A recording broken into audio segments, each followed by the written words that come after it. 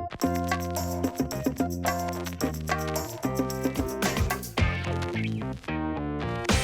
guys hear me? Okay, great. Well, thank you so much for having me today. I'm really excited to be here. I had no idea coming in that this was the birthday party for Creative Mornings, and I was prepared to talk about the birthday party for the Bauhaus, which is this year in 2019. As I talk to you about wonder today, it's going to be in the context of the Bauhaus. So there's a lot to celebrate. And I've had a great time working with Jen and Creative Mornings preparing this. So I'm excited to do this. And thank you also to Sprout Social for having me. So the Bauhaus is celebrating its 100th anniversary this year, 2019. How many of you are familiar with the Bauhaus? So about maybe a third, half of you? So for those of you who are less familiar, the Bauhaus existed between 1919 and 1935 in Germany before it disseminated around the world. So it started out in Weimar, moved to Dessau, and finally Berlin. And essentially it was an experimental art school that had really tremendous impact and outsized impact, despite really that it was around for less than 20 years, on all of the creative disciplines as we know them. So fine art and painting, graphic design, product design, architecture, photography, film, you name it. And many experts speculate that the Bauhaus was so powerful and had such an outsized impact because of the porousness of its ideology. So the Bauhaus was an idea. Students thought of it as a way of thinking. It was communal, immersive, multidisciplinary, and it attempted to make sense of the abstract through physicality. Mies van der Rohe was quoted as saying, "The Bauhaus was an idea, and I think the reason the Bauhaus had such an enormous influence on every progressive school in the world lies in the fact that it was an idea." He said that in 1953 at Walter Gropius's birthday. Walter Gropius was the founder of the Bauhaus. I'm sure you all have heard the phrase form follows function. It's very much part of our common vernacular, but maybe you didn't know that that was a Bauhaus concept. I took this picture in Weimar a couple of years ago when I was doing some scouting for the new Bauhaus documentary, which I'm going to share with you in a few minutes.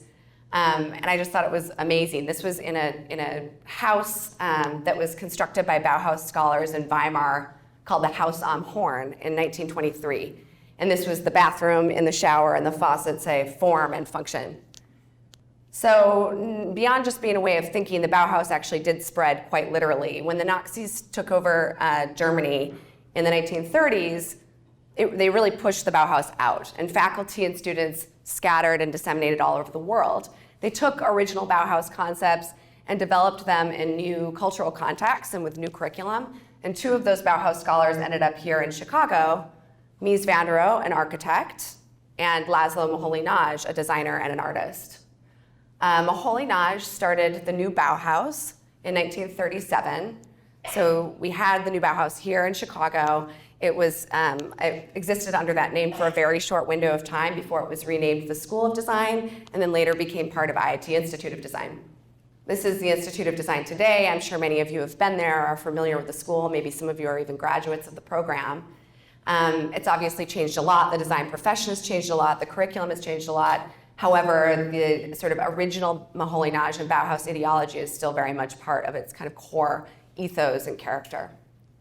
I worked at the Institute of Design, as Jen mentioned, for 8 years, mainly supporting Patrick Whitney, who is the former dean and really a founding father of design as we know it, in his vision to extend design's positive impact on the world.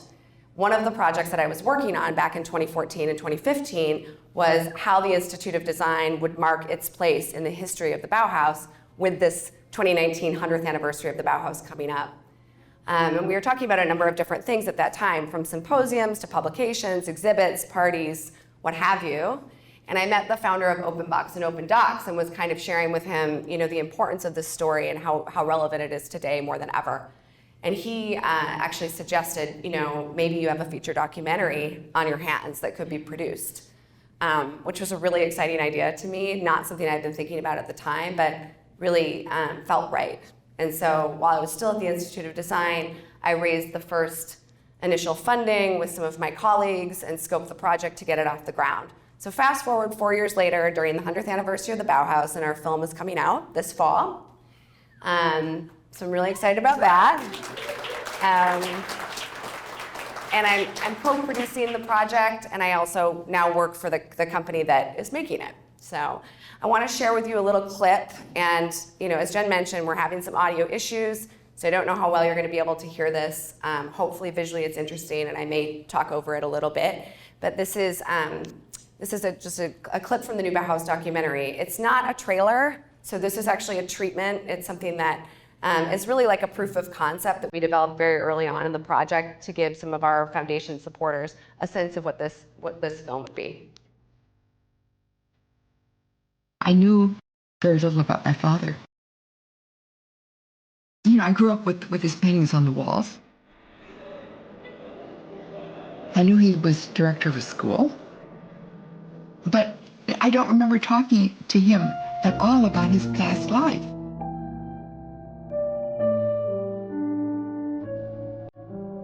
Which is, kind of curious.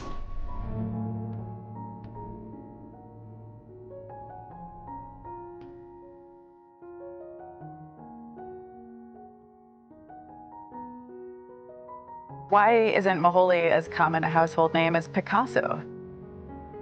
He's probably the most versatile artist of the 20th century. He never thought himself as a creative genius. The idea was to translate what you felt emotionally inside of yourself as a message.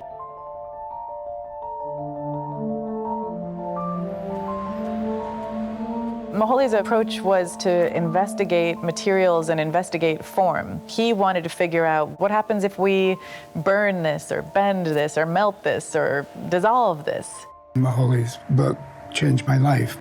It demonstrated that the approach to working was more important than what you actually produced. It wasn't that you were a maker of this object, it's that you were a maker of yourself. He was the innovator, the disruptor. When we think of that angular black and white Bauhaus look, he was the channel into that. Once Hitler came into power, my dad made this move from Germany to Holland, from Holland to England, from England to Chicago. They went all over the country teaching the ID philosophy. He's out there selling this grand idea of what the arts are, the universal man. There was just a lot of differences of opinions.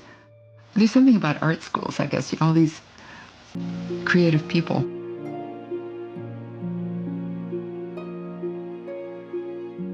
He poured his heart and soul into it. Everything he did was to keep it going.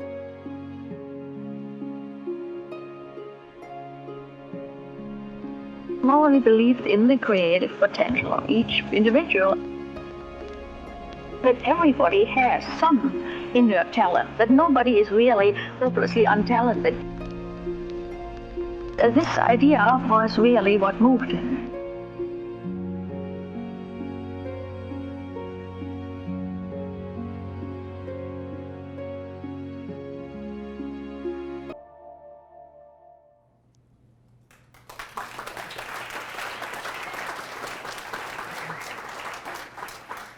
Yes, very exciting. So as you can see, the film is heavily anchored around Laszlo Moholy-Nagy as a sort of character or person that embodies many of the ideas that I want to share with you today about the Bauhaus. So we're making this cool film, but really, why does it matter? Why the Bauhaus now? Why is it relevant? And how does it pertain to today's theme of wonder? As I was preparing for this talk, I Googled Bauhaus and wonder just to see what would come up. And lo and behold, there is a Bauhaus Wonder Stuff Neue Bohemian Pilsner. I had no idea that there was a Bauhaus beer. But as I started to think about the connection between wonder and Bauhaus, it was really kind of coming together to me that wonder is one of those terms that can be imbued with so much meaning. It's abstract and it's equally porous, like the concept of Bauhaus, where you could apply it to almost anything, even a slickly marketed consumer packaged good. And in fact, in Europe, most people probably associate the Bauhaus with the big box retail store, the Bauhaus. So this is an image of Bauhaus, the store, from I think what looks like a parking lot. And it's basically like the Home Depot of Europe. So even though, I mean, the Bauhaus started in Europe and it's had such a profound influence on pedagogy and the creative disciplines, it's associated with this retail store. The original Bauhaus was in many ways a response to the Industrial Revolution. So this was a period when mass manufacturing came into play and it changed life as people knew it in almost every way. From the job market, how people spent their time, your average craftsman or worker was no longer so certain about their inherent value in the context of this new machine age. And it produced a lot of fear and discomfort. It was really a moment where people were grappling at a very essential level with what it means to be a human being. Today's Industrial Revolution is a digital one, and I would argue that we're experiencing a similar kind of existential crisis collectively around humanity in this age of artificial intelligence. And just as the original Bauhaus in some ways helped us reconcile some of that tension between man and machine, art and commerce, those of us who subscribe to human-centered design would argue that it is one way that we can start to make sense of human beings in the context of emerging technology, robotics, VR, and everything else that we're now starting to face. In fact, many original Bauhaus scholars and their descendants were looking at these kind of dual modalities of human existence that's both physical and ephemeral. This image, these two images here are of the knowledge box. The knowledge box was designed by Ken Isaacs in 1962 when he was a student at the Institute of Design at IIT. What you see from the outside in blue on the left there is the outside of the knowledge box. So you enter through that door and you can see that there are projectors that are being input inside the knowledge box, and then this image on the right is actually the interior. So if you stand there, you would be surrounded by moving images and sort of immersed. Time magazine described the knowledge box as an early, trippy, analog 3D Wikipedia. So imagine that, it's 1962, 3 decades before the World Wide Web was invented, and Bauhaus scholars were actually creating physical manifestations of what that might feel like and mean. Today, we have more information available to us than ever before. We're more global than ever before. We're more technologically equipped. And yet, we're facing bigger problems than we've ever faced before. Climate crises, overpopulation, the list is sort of endless in terms of the complexity of the challenges that we have in front of us.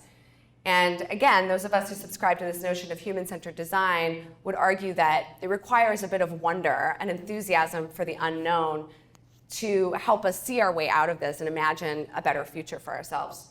I chose this image because I think it's just a really elegant concept. So this is a proposal for an urban sky farm in Seoul that would produce and distribute food locally, would clean the air and water, and also be a source of renewable energy.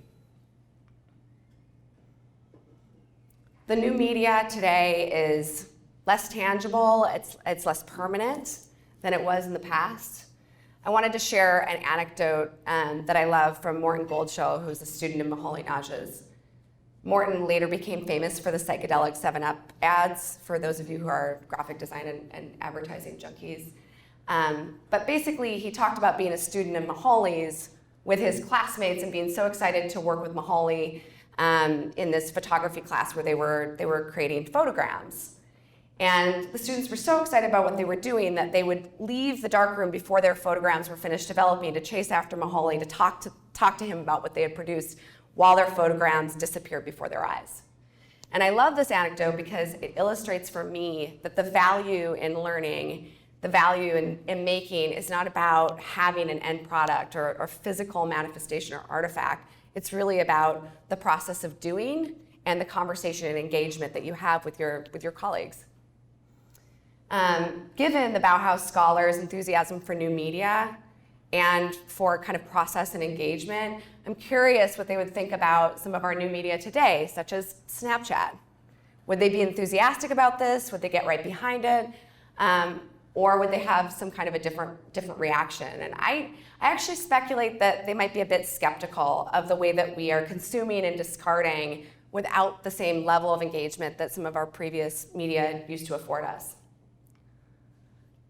So I wanted to share a personal story. This is me in 1996. And looking at myself like, I was a bit of what I would describe as sort of like a third wave feminist punker. I was really into like Bikini Kill and Sonic Youth and Fugazi. I spent a lot of time at record stores, so I lived in the suburbs of Minneapolis. This is the Electric Fetus, for those of you who maybe have been there before. It's in Minneapolis. I would get rides to record stores whenever I could. I would sift through records or CDs and tapes, which were still a thing back then. And I spent a lot of time, sort of researching the bands that I liked, reading zines, sending away for zines, sending away for the influences of the bands that I liked. And it became very core to my identity and who I was. It was also really important for me socially. It was the main mode in which I sort of socialized with my friends. We made each other mixtapes, complete with original artwork, and it was just very, very core to everything that we did. In about 2003 or 2004, I had a moment where I kind of felt like I was disconnected from music in a way. Like I was still listening to music, I was still going to shows, but it just felt a bit divorced from where the role that it had occupied previously for me, which was just in being so kind of core to my identity. And when I reflected on what had happened, I realized that it was iTunes, the iPod, and all the new technology that counterintuitively was making music faster, cheaper, and more readily accessible than ever before. And yet, it had removed so much of the meaning for me in that I no longer had to invest my own time and energy to seek out music. And it had also kind of stolen, I felt like, kind of the wonder of spontaneous discovery.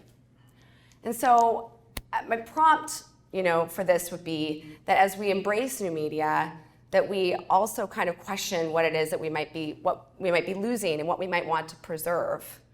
How can we design for the time to reflect, process, and preserve some of what we've had before that's meaningful to us? Jen had asked me to share a little bit about my work and how it's been affected by this way of thinking. And so I wanted to also tell you a little bit about another initiative that I started a few years ago when the Bauhaus film was still kind of like a seedling of an idea. Let's see if this plays. Okay, so this is just footage from a program that I did in Bogota in February where we were exploring conflict identity and sustainability. But essentially a few years ago, I started taking groups of designers, strategists, entrepreneurs, academics to cities around the world that are undergoing tremendous change.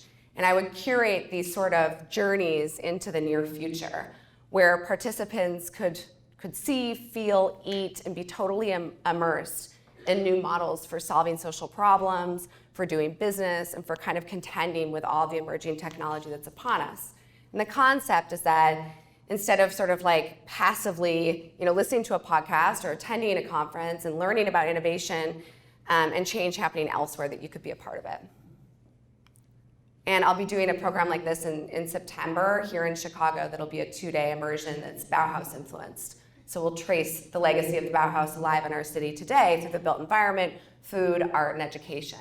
And I'll make sure that you all have my contact information at the end of this if you're interested in learning more about how to get involved with that. So finally, I would be remiss, I think, to talk about how this way of thinking has affected me personally without relating it to the most important thing in my life, which is being a parent.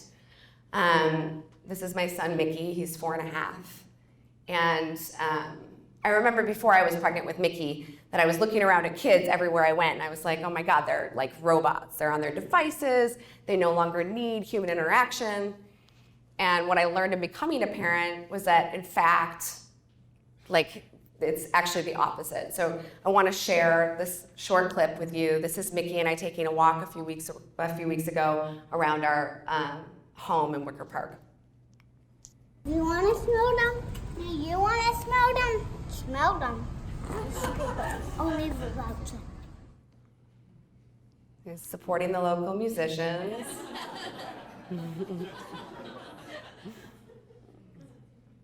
He stops by the firehouse. They give him a piece of chalk while we're there. That still work. He then uses to tag everything. That still work. This will work. Okay. Someone littered. Someone littered. Yeah, that's a problem. Yeah. Put it in the recycling. Yeah. I think it's sad to the earth. Sad to the earth. Yeah, I agree. It makes the earth sick. It makes the earth sick. So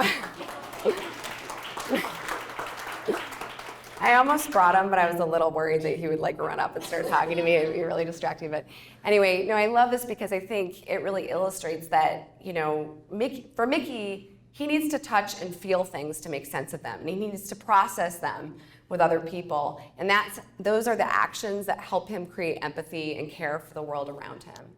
And so he's definitely not a robot, and you know, generations that come after him won't be robots. In fact, we're more human than ever before. And my concern sometimes is that we're over-indexing on technology as we create our sort of built world around ourselves that's maybe perhaps overly smart, overly sterile. So my prompt would be, you know, that we think about this kind of crazy unknown future that we're moving into with a degree of wonder, where we're embracing what is new and we're sort of taking it on, but we're also taking the time to reflect and process and preserve what's really important to us and what makes us innately human. So this is my direct email. I'm happy to have you email me directly. I also have my own Instagram as well as the Instagram for the new Bauhaus film. And I think I have time for some questions. Yeah.